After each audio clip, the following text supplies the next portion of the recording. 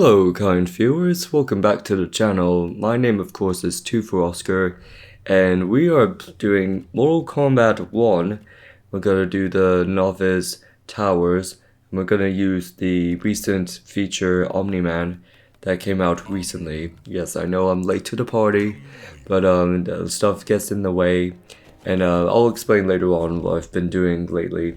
But I just want to do a quick video just showing off OMNI-MAN's movesets while I'm playing the towers on here. So we're going to show all the movesets and combos that he can do. So for those who don't know, OMNI-MAN is from the animated TV series Invincible, which is getting a season 2 this year, if I'm not mistaken. So OMNI-MAN is basically, you expect him to be like the typical good superhero, but turns into a bad guy because he's not from planet Earth and his duty is to take over Earth, in a sense, because that's what his race is. It's a really cool concept and they do not hold back when it comes to blood and gore, which is actually really suitable for him being added to Mortal Kombat. And you'll see later on of his movesets, of what he does. So right now, when it comes to fighting against Scorpion, he does teleport. He will use his shuriken if you're at a distance from him, so it's always best to be really up close to Scorpion and then always make sure you're blocking, because he will like summon fire underneath your feet unless you want to dodge away from him. That's the thing. So that's the X-ray. It's really faithful to the series for showing how brutal and bloody OMNI-MAN is. At the same time, he doesn't really have a whole lot of other powers. He's just a bit like a Mr. Incredible type guy. He's just gonna use his brutal strength and flies, like a type of Superman character. So the first round, I didn't manage in the end, but it's okay. So my assistant is Chameleon, which is really useful because if you can see in the top left corner, you can see her changing into different colors and costumes, and it does something different every time. So green would be like throwing powers, pink would be like rolling like Melina, and then blue would be I think something relating to Sub-Zero, but I didn't really like pay too much attention to her.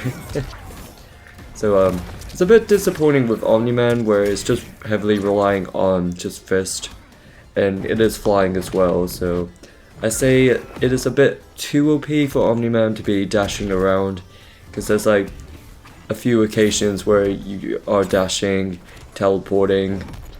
I say teleporting, but he's like goes so fast he goes to the other side. That's how fast he is, so he's not technically teleporting. But and he does the iconic thing, if you guys remember the meme. So this guy is voiced by J.K. Simmons. For those who don't know, he is J. Jonah Jameson from the Spider-Man movies. He's a really good voice actor. He's been in a lot of stuff. And, so my strategy here, I like to jump and then dash into the enemies. That's what always works, where they don't expect what's happening, so they don't have time to block, depending on the difficulty you're doing it. So as you can see, I cannot do that in time. I know I said like you have to be up close when it comes to a Scorpion, but it doesn't always deliver. When it comes to a Shuriken, like it's hard to dash into him since he's always spamming it. So here we're gonna show the finisher, which if you've seen the show, you know what's gonna happen. You've probably seen the trailers when it came out, and this has been one of the most fucked up scenes in the show, which is like rightfully so. It's perfect for Mortal Kombat, and that's what it is. I thought it might be suitable to use it on Scorpion. And the next on the list is going to be Melina. So Melina, you gotta be careful when she's going to be teleporting around. So it's not always best to keep a distance, because she will like roll into you. She'll like throw her daggers at you. So it's always good to go up close to her. I know I say that with Scorpion, but it's almost the same premise. So I'll talk about what I've been doing lately over the past 2 months. Me and my solicitor have been dealing with this landlord back and forth, the landlord solicitor, about trying to make a deal of what I want in my new apartment. So it's always been like back and forth arguments, trying to get what I want. Now at the last minute, they must have got fed up with it, and they try to push us. Be like, oh, we got all this, make sure you sign all this at the end of the week, sort of thing. And it's like, okay, you're trying to like force something, even though we don't want what's being contracted. We still want these changes and arrangements. And we made it through the end, so I managed to get what I want from it, and I'm able to settle in. I got the keys to the flat. If you guys see on my stream, I have been streaming. You can see my webcam of my new room. It's not yet finished because I want to add more decorations to the walls. Like I want to add some displayed posters. I'm gonna get some video game characters. I might be thinking of Cloud from Final Fantasy, and there's gonna be Dishonored, and there'll be of course there's gonna be Devil May Cry somewhere. So it's not 100% complete, so let me know if you want a room tour later this year if you want. But nothing yet is done, so don't expect it in the middle of the year, maybe later on. But it's all settled in. It took about maybe a month to get everything in because I have to deal with work and it's the holidays, so of course it'll be the busiest of time. But I slowly moved everything in, and it turned out well, and I managed to get myself settled in, and it's really good. It's close to friends, close to work, so that's always good. So that's why videos have been delayed, which is a bit messed up because I was at my peak where everybody started subscribing to me.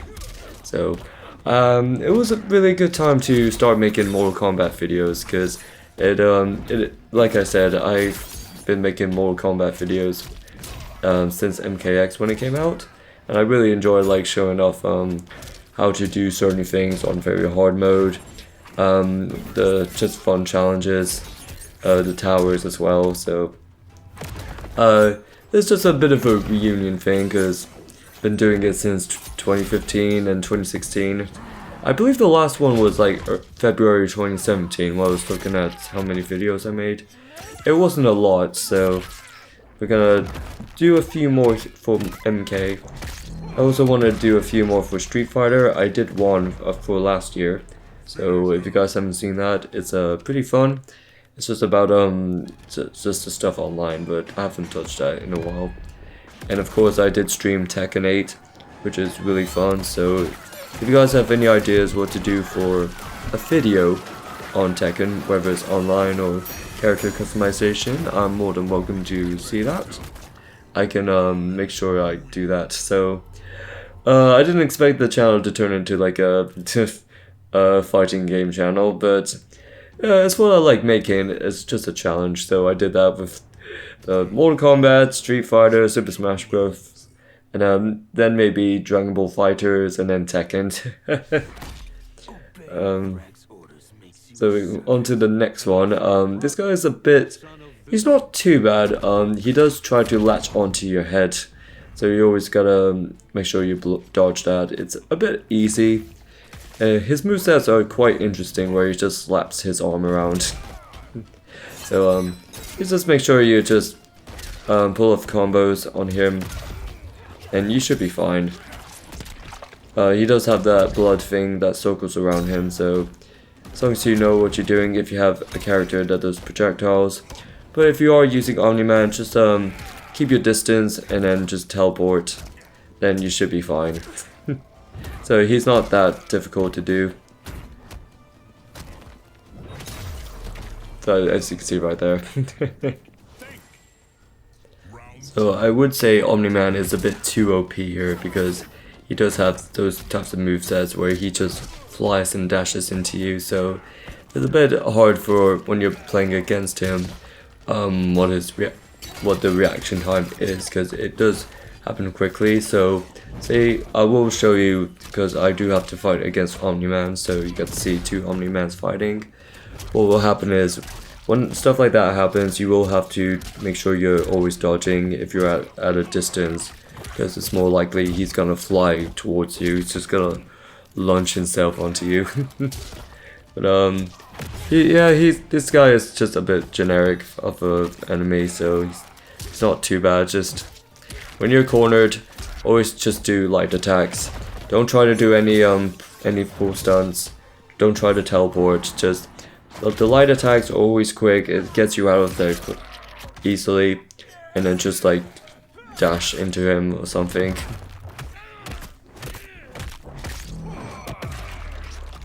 That X-ray is brutal.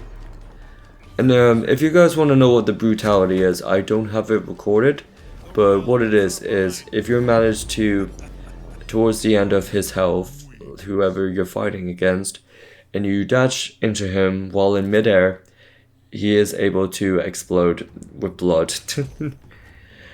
It's a bit similar to that one drunken character in MKX when he just flies into you and his body explodes. It's a bit similar to that, but for OMNI-MAN it does make sense. And of course we're gonna get this character, which is a bit...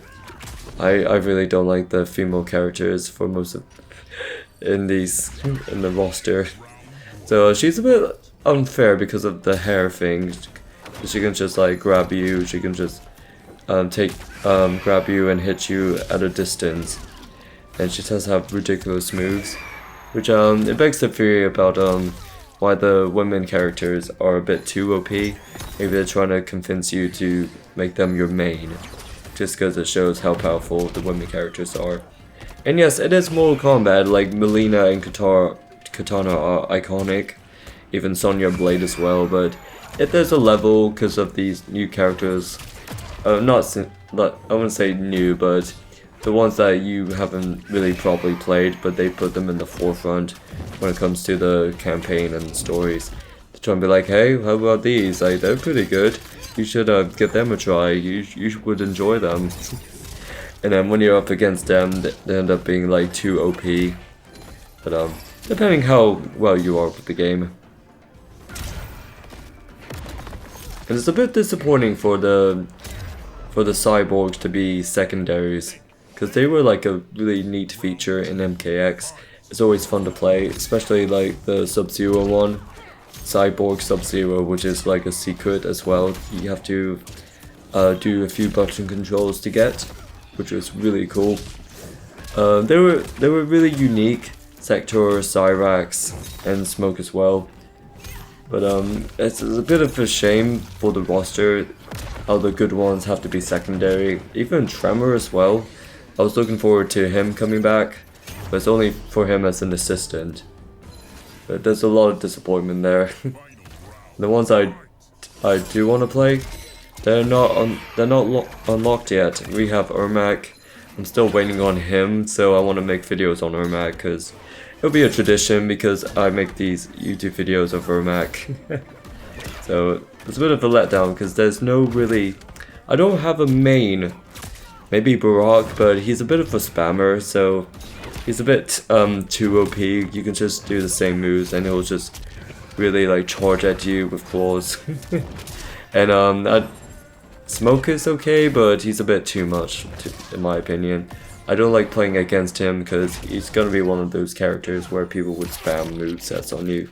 He's one of those guys. It's a bit of a noob Cybot situation in MK11 where they just spam stuff and you barely get to hit them once. It's that sort of situation. Another okay one is Reptile. I do like his movesets on him, but it's just one of those where I see a whole lot of people just becoming fans of Reptile. It's a bit too generic to say like you want to main him. It's just the amount of people. Like, where's the love for Reptile in the other games? You just don't see it. I've always been an Ermac main, if you don't know. And secondary, if we're talking MKX, it would have been Ermac. I liked using Erm Black as well.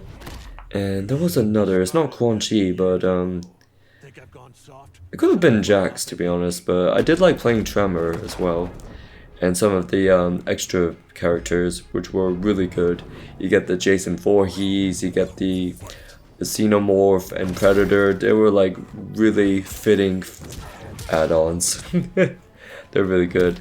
And I always shit on MK11, but at least they have Spawn. That's something to look forward to, because everything else is disappointing. But I say this is actually pretty good for having OMNI-MAN in the game. Also the others like Peacemaker and Homewrecker. I guess it's their names, so correct me if I'm wrong. They do make sense. I think when it comes to relevancies, like what they're at, I get why they want to do it. Well, I really don't mind if they want to go out, be silly, like they can just have anyone. And it just fits into the world, like at the same time it doesn't have to make sense. It's just like the good old days when games used to be goofy and fun. So let me stop here for a second while I talk about if you ever are up against OMNI-MAN, you have to be aware of stuff like when he teleports around. If you're at a distance, what a good strategy is if you're blocking, to make sure you do it at the right time. Because if you're just holding block, he's not going to do anything. He'll wait for you to unblock, then he'll start charging at you.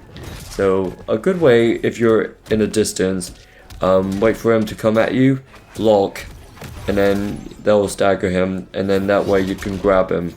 That's one good way of doing it, and it'll break his combination, and then you're able to pull off some light attacks on him. You gotta be careful as well when he's dashing around against you. It'll put you in the corner, and it'll just like start bumping into you. And like I said with the other characters, don't try to teleport, don't try to do special combos, just do light attacks depending on the controller you have. So say if you have the PS5, just like spam square. It's really fast and it'll get you away from it.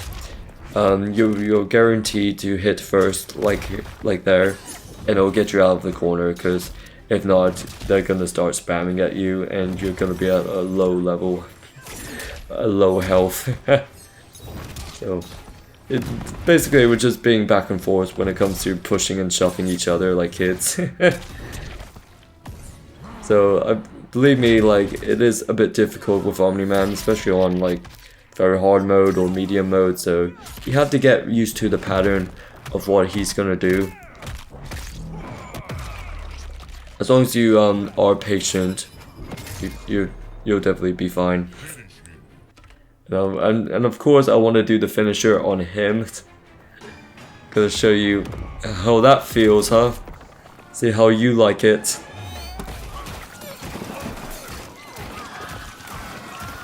Of course there's gonna be some references when those two interact with each other with the dialogue in the beginning.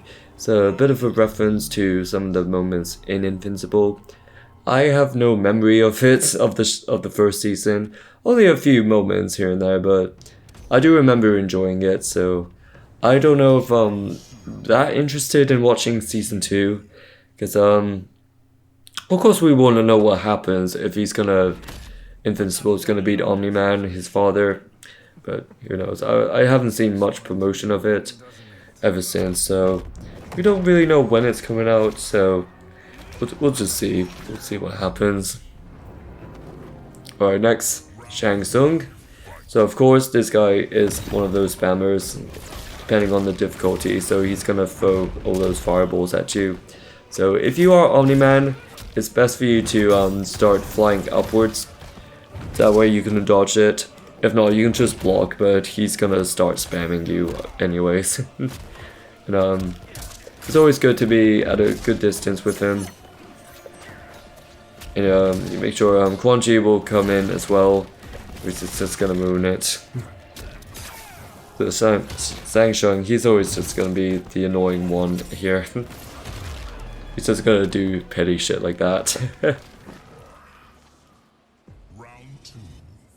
So since we're on like a little rant here, my take on MK1 is, story-wise, it's really disappointing. It's just going back to what it was, which it wouldn't be a big deal, but the story is just pretty weak and generic. I mean, it's no different from the stories we heard 1,000 times from Marvel and from other generic cinematic universes that we all seen over and over again. It's just a timeline thing. It's really rushed towards the end as well. It's just all like fighting the big tower, and then you get to fight Shang Tsung, and that's it. That's the end of the story, and then it just cuts back to some of the guys talking in a restaurant, and that's about it. And that's how it ended. So the story was really weak, and really holds up a lot of storage on the console as well. And it makes no sense because it's not many content from the game. It makes no sense. The campaign, maybe it lasts about 10 hours, depending how long, depending on the difficulty, because I did hard mode, and it was like, it was a good like 10 hours at least. It was not so bad. And then, anything else afterwards, there's just nothing to look forward to. Like, at least MKX, like, there is like, the crypt stuff, that's always fun, but honestly, all there is here is just towers, and if you want to do online, that's fine, but you're gonna get beaten down by sweats. You'll just use Sub-Zero and just do the same moves over and over again. But that's my take on the MK1 games. Of course, I'm gonna make more videos, but I'll do Ermac, because I gotta do videos on Ermac, kind of like the old days. And that's how you use OMNI-MAN in MK1, so hopefully like it's a listening strategy to you, and especially on very hard mode, just how it works. But I guarantee you, you're gonna be fine. It's like one of those OP type characters. It's a bit similar to the spam ones. It reminds me of the video I made on how to use Goro, where all you do is just jump up and down. It's pretty hard to avoid that, so it's a bit equivalent to it when OMNI-MAN flies up and then slams on you, or when he dashes towards you. It's that sort of situation. So OMNI-MAN is an okay type of character. It's not one of those where if you want to be competitive with it, it's a bit easy for you, but it's an okay type of character. It's a bit disappointing because there's no other movesets for him, whether it's just flying and dashing, but hell, it is what it is. So I hope you guys enjoyed this video. Thank you guys so much for watching, and stay tuned for the next Mortal Kombat video, and stay tuned next time. Let me know what you want next. I'll see you later.